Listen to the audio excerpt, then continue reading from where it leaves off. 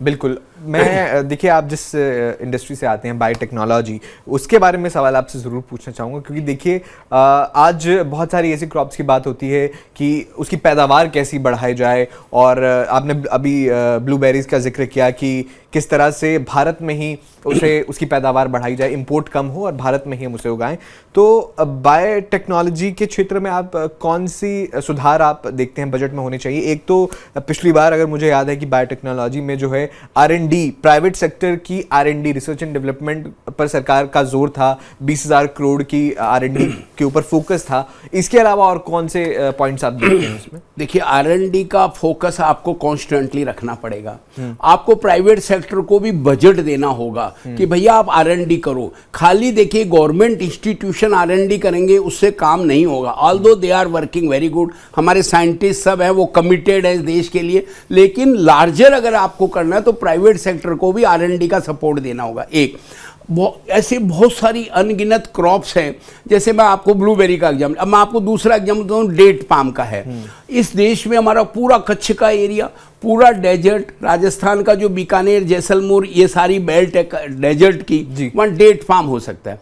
आज आप देखिए जितना डेट अब आप मॉल में जाके लाइए, एक डेट का डब्बा लाएंगे 1,000 से लेके 5,000 रुपये तक का एक डब्बा मिलता है। इतनी महंगी क्रॉप है, उसका प्लांट है वो 4,000 रुपये में खरीदा जाता है किसान को। कैसे किसान अफोर्ड करेगा? लेकिन वो एक टेक्नोलॉजी लाई जा सकती है विदेश से, और हम उसको डेट के प्लांट को यहाँ बना सकते हैं। उस डेट के प्लांट बनाऊंगा तो फार्मर को मैं सस्ता प्लांट दूँ तो मेरे लिए प्रोडक्टिविटी बढ़ जाएगी, बिल्कुल, किसानों की इनकम बढ़ जाएगी। ऐसे बहुत सारे अनगिनत एरियाज हैं जिनमें हमें काफ़ी R&D में, टेक्नोलॉजी में, अपग्रेडेशन में काम करने की आवश्यकता है। बिल्कुल। इसके अलावा आपसे ये जानना चाहूँगा, क्योंकि देखिए आपने बहुत सारे समस्याओं का जिक्र किया, बहुत सारे सुधारों का जिक्र किया जो बजट में होने चाहिए, और सरकार, ऐसा नहीं है कि वो नहीं हो रहा है या सरकार वैसा नहीं कर रही है, लेकिन ऐलान और धरातल पर उसका इम्प्लीमेंटेशन, इसमें कहीं ना कहीं ज़मीन आसमान का अंतर कभी कभार देखने को मिल जाता है बहुत सारे एरियाज़ में। आप क्या समझते हैं कि इस दूरी को कैसे पार लिया जा सकता है? देखिए क्या है, पॉलिसी बहुत अच्छी बनती है, जैसे आपने करेक्टली कहा कि इम्प्लीमेंटेशन में कमी आती है। जैसे किसान को फाइनेंस सेक्टर ही ले लीजिए, ऑनरेबल प्राइम मिनिस्टर ने स्कीम बना दिया कि एग्रीकल्चर इंफ्रा फंड में 2 करोड़ तक की फैसिलिटी किसान ले सकता है विदाउट कोलेट्रल, और उसको 3% की भारत सरकार इंटरेस्ट सब्सिडी भी देगी। लेकिन bank they are hesitant in providing the loan without collateral security, क्योंकि हमारा जो माइंड सेट है बैंक्स का कि बिना कोलेट्रल फार्मर के धक्के ही लगवाते हैं वो लोग। तो हमें उस समय भारत सरकार को इंस्ट्रक्शन देना होगा कि नहीं, ये देश फार्मर का है, हम फार्मर, एग्रीकल्चर कोई फिनोमिना नहीं है, ये हमारा लाइफ लाइन है, हमें इसको सपोर्ट करना है। A clear message has to be given to all the banks that they should support all the farmer whosoever request is them for agriculture infrastructure loan. Similarly आज किसान क्रेडिट कार्ड है, देखिए उसकी लिमिट है 3 लाख रुपए, उसको बहुत आसानी से 5 लाख किया जा सकता है, तो उससे किसान को सपोर्ट मिलेगा। फिर देखिए लोन लेने के लिए कई स्टेटों में लैंड इश्यूज हैं, कहीं में टाइटल की प्रॉब्लम है, तो उन सारे स्टेट स्पेसिफिक इश्यूज को भी हमें भारत सरकार को इंटरवीन करके सिंप्लीफाई करना होगा। एक स्टेट जैसे फॉर एग्जांपल नागालैंड है, वहाँ किसी आदमी के पास लैंड का टाइटल डीड है ही नहीं, अब बैंक कह रहा है टाइटल डीड लाओ, वो कहाँ से टाइटल डीड लाएगा? तो इन सब इश्यूज को ऑनरेबल हमारे फाइनेंस मिनिस्टर को एड्रेस करना पड़ेगा। सारे बैंक भी उनके अंडर में हैं, देश भी उनके अंडर में हैं, पॉलिसी उनके अंडर में, तो वो इनकम में थोड़ा सा सुधार करने से किसान को बहुत बड़ी राहत मिल जाएगी। बिल्कुल। डॉक्टर चंदक, आपसे ये भी जानना चाहूँगा, देखिए आपने बहुत सारे पॉइंट्स का जिक्र किया, अभी भी हम बहुत सारी समस्याओं का जिक्र कर रहे हैं। कुछ ऐसे पॉइंट्स जो आप समझते हैं कि बजट में, इस बार बजट 2026 में सरकार को ज़रूर इंक्लूड करने चाहिए? ये तो आपने बहुत सारे पॉइंट्स बताए, इनके अलावा भी कोई पॉइंट हो या किसी पॉइंट को आप इलैबोरेट करके बताना चाहें?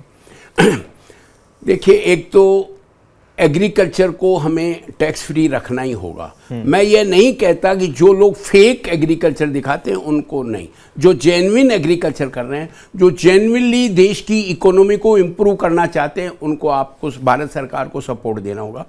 फार्मर को फाइनेंशियल नीड उसकी हमें पूरी करनी होगी, उसकी सारी बोटल नेक को हमें ख़त्म करना होगा, उसको इंफ्रास्ट्रक्चर में हमको सपोर्ट करना पड़ेगा, उसको बिजली टाइमली मिले, उसको ड्रिप इरिगेशन में सपोर्ट आ जाए, उसके लिए भारत सरकार कुछ एक्स्ट्रा सब्सिडी दे दे।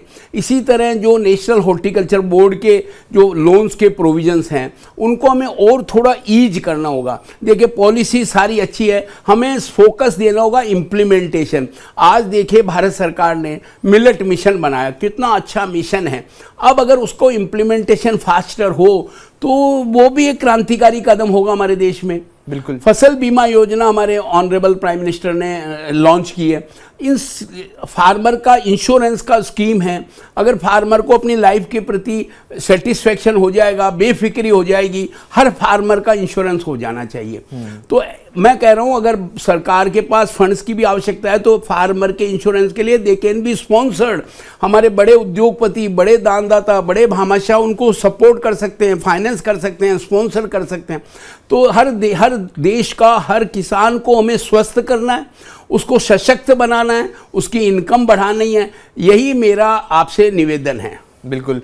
बस एक आपसे एक और पॉइंट पर डिस्कशन चाहूँगा। आपने इतने सारी योजनाओं के बारे में गिनाया, पर एक इम्प्लीमेंटेशन में समस्या मैं जो देखता हूँ, आप इंडस्ट्री एक्सपर्ट है, आप अच्छे से बता सकते हैं, किसानों में जो अवेयरनेस गैप है। देखिए सरकार ने बहुत सारी पॉलिसीज़ तो बनाई, लेकिन क्या जो गरीब किसान है, जो दूर दराज के गांव में रहता है, शायद उसके पास स्मार्टफोन भी ना हो, क्या उसे इन योजनाओं के बारे में जानकारी है? क्या वो अवेयरनेस है? तो अवेयरनेस लेवल पर सरकार को काम करने की ज़रूरत है। देखिए अगर हमारे हक पता होंगे, हमें पता है कि बीमा योजना सरकार की ओर से चलाई जा रही है, तो किसान जाएगा लेने। अगर सरकार को जानकारी ही नहीं है उसने कि सरकार ने इतनी सारी योजनाएं बनाए हैं, तो वो कहाँ से उसका फ़ायदा उठा पाएगा? इस पर आपके विचार चाहूँगा। देखिए बहुत अच्छी बात अरुण आपने कही है। इसका हमें इस क्षेत्र में काम हो रहा है, बट इसको स्पीड अप करने की जरूरत है, इसको स्केलिंग अप करने की आवश्यकता है। हर गांव में एक टाइम बाउंड प्रोग्राम होना चाहिए।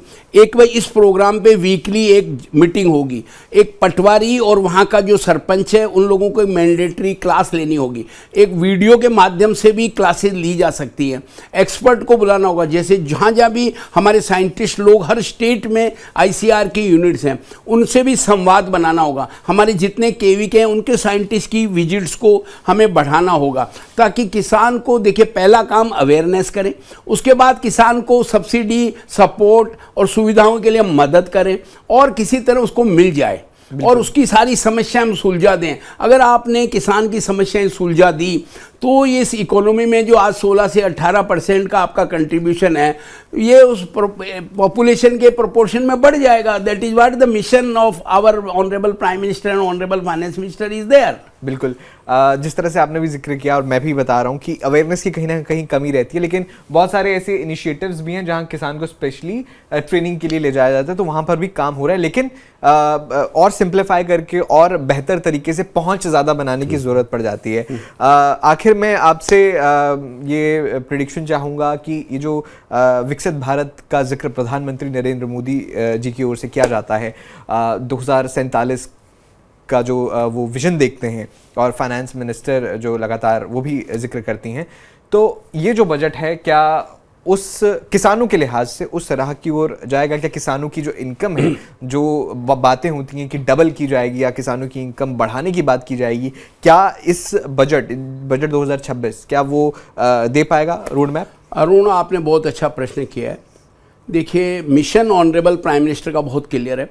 मैं ये तो नहीं कह सकता कि निर्मला सीतारमण जी एक ही साल में डबल का प्रोग्राम बना सकती है, लेकिन डेफिनेटली जैसा मेरे को लग रहा है, जैसा गवर्नमेंट कीन है, निर्मला सीतारमण जी भी वेरियस क्रॉस सेक्शन से अपने इनपुट ले रही हैं, तो काफ़ी कुछ मुझे लग रहा है डेफिनेटली वो इंडियन एग्रीकल्चर के लिए कुछ ऐसे सुधार करेगी, ऐसे सपोर्ट अनाउंस करेगी कि आने वाले समय में ये एग्रीकल्चर बढ़ेगी और यहाँ का किसान प्रॉस्परस होगा। और हम डेफिनेटली जो विकसित भारत का हमारा सपना है, जो 2047 का हम विजन देख रहे हैं, उसमें उस यात्रा में हम काफ़ी आगे चलेंगे और ये देश जो आज फिफ्थ इकोनॉमी, फोर्थ इकोनॉमी और थर्ड इकोनॉमी की बात कर रहा है, वो हमारे ऑनरेबल प्राइम मिनिस्टर का सपना डेफिनेटली पूरा हो सकता है। चलिए, बहुत बहुत शुक्रिया डॉक्टर चंदक जी, आपने बहुत सारी किसानों की समस्याओं के बारे में जानकारी दी और मुझे लगता है कि बहुत सारी उम्मीदें हैं कि इस बार बजट में ये सारी चीज़ें एड्रेस की जाएंगी। TV9 भारतवर्ष से जुड़ने के लिए आपका बहुत बहुत धन्यवाद। Thank you Arun, thank you for inviting me, giving this opportunity. I will always at your disposal for the cause of the farmers of this country. Thank you very much, thank you very much.